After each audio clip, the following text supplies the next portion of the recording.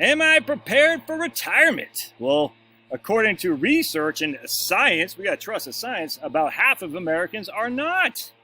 So Jill sent this to me a couple months ago, and it's been on my dashboard to read it.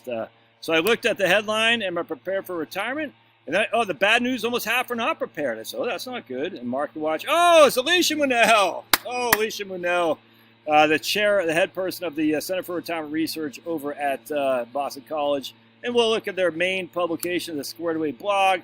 And we're going to look at the Squared Away blog to see what the Squared Away blog is talking about. Security is better with food stamps and cash payments. Yeah, because they don't want you to have the ability to spend your money on things that you want to spend. Whatever. Retirement is depressing or uplifting. Uplifting is up to you. Check this out. 1 in 4 households unaware that they should start worrying about retirement.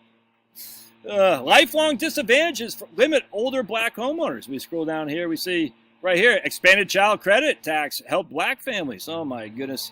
New documentary on an intimate portrait of workers' trials, and they misspelled Barack Obama. How double dog dare you? That's racist. So if Barack Obama's on it, you know it's got to be legit. Let's keep going. So this is our taxpayers, but I'll show you what I'm talking about. Let's see here. Federal pandemic relief helped keep low-wage families afloat. They want more government, less freedom for you. State paid leave help for women's caring for spouses. More government work, more government. It can be tough to stretch Social Security over a month. Let's see here. We got some other stuff. Remember, this is just the second page here now. Check this out. Women have lost ground on pay equality. Economics of race, a top research priority. The down payment dilemma for blacks and Hispanics. That's just page 2 of their blog. Let's see. Employers' mortgage rejection surge after age 50. We got older workers of color at a disadvantage. But if you're a worker of a pale complexion, you're at an advantage apparently because white privilege. COVID's tolls on minorities with disabilities. Racial disparities exist. Oh my goodness, man. Can you how much crap are just so, see, all these are rich white people. All rich white libs. And they just want so badly to virtue signal to their other rich white libs on Nantucket and in Wellesley, Massachusetts and Newton that we care about the blacks. We do. Trust us. It's nuts. Anyway, let's see some of the people who sponsor this Squared Away blog. U.S. government tax dollars, Social Security Administration, NIH, okay, and Department of Labor. How do I get a piece of this pie? Then we got City of Philadelphia, City of Houston, Oregon, Illinois, Connecticut, New Mexico. What? Then we got the Pew Charitable Foundation, the Ford Foundation, then FINRA. Alfred Sloan, I can't remember. This guy's a clown right here, a big globalist, this guy. You should look in the history of Pete Peterson and say, how did you make your money there, guy? Clowns across the board. And then we see, ARP, TIAA, Washington Center for Equitable Growth, Pension Research Council. All these are righteous groups. Trust me, they're very righteous. They really care. They really do. So how these guys get all their money? I just want to know, what is the endowment of Boston College? Let's take a look, shall we? Let's see the endowment of Boston. So Boston College has an endowment of $5.2 billion, dude. 5.2. Yet you and I are funding this crap right here. It's freaking disgusting, and we should make endowments 100% taxable as ordinary income right out the gate. Trust, get rid of the tax breaks from all. They'll never happen because the rich liberals are the ones that control this stuff, 100%. They talk a big game. I tell you, man, if I could go back in time, I would have joined Occupy Wall Street because it's such a freaking clown show we're dealing with. All right, so let's see what Alicia says. I guarantee she's going to say, what does she say? They have the Retirement Readiness Index, is that what they call it? I haven't read this article. We're going to do it together. All right, half of us are not prepared. Oh, boy. Some people aren't as prepared as they think. The National Retirement Risk Index. It's dumb. I just don't, I've done so many videos on it. I'm not going to do it here. Basically, essentially what they do is they say, you take all of your home equity and you annuitize all of your assets. All right, and then we're going to have your expenditures grow each and every year with inflation. Oh, it's so dumb. It's so dumb. What else? They do something else. I forgot what else they do with social. I can't remember. It's stupid. If the National Retirement Risk Index is freaking dumb, it really is. If I had one wish, would it be to get rid of that? No, I need more than that. Obviously, I want world peace, no child hunger, get rid of abortion, all that stuff, 100%. But what if I had one wish for the retirement planning community? What would it be? Man, there's so many things, dude. So many things. But the fear mongering would have to be dealt with. Things like the National Retirement Risk Index. because it's absurd. And I mean, like, I've been bashing on this for 6 years since I've been doing this YouTube channel, bashing on for 5 years before that, but I had to be careful because I worked for a corporation.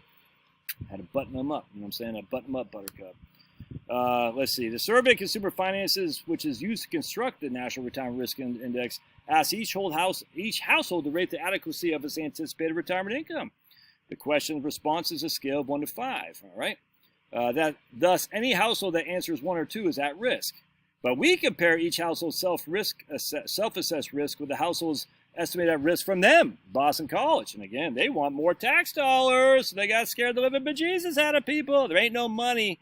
And if everyone's satisfied, and yet we know once again, 75 to 80% of retirees satisfied every single year. The results show that 57% of households agree with their assessment and the NRRI. So we compared each household with a household. Okay, we found 15% are too worried, and 28% are not worried enough. That's great. Because if you knew what the NRRI was, you'd say, yeah, I'm not worried at all, because NRRI is stupid. It really is. Again, you're going to annuitize everything and then take a reverse mortgage on your home equity. And then your spending's going to go up each and every year with inflation.